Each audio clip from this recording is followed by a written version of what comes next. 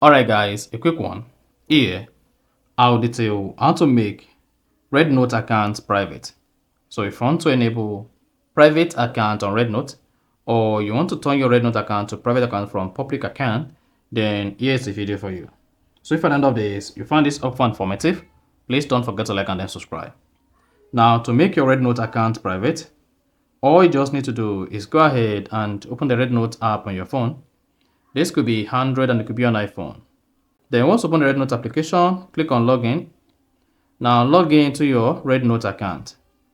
So if this is your first time, you may need to sign up for a Rednote account, and if you already created an account, sign into the Rednote account. After that, click on me at the bottom right. Then you'll be taken to your Rednote profile page. On the profile page, click on the settings button beside edit profile, or click on the menu icon at top left and click on settings. Once you open settings, locate and click on privacy settings. There you go. On the privacy settings page, locate and turn on protected mode.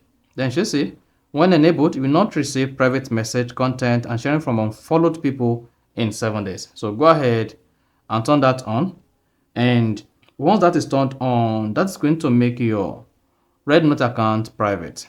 And then you're good to go. So that is exactly how to make Rednote account private. So if you found this helpful and informative, please don't forget to like and then subscribe.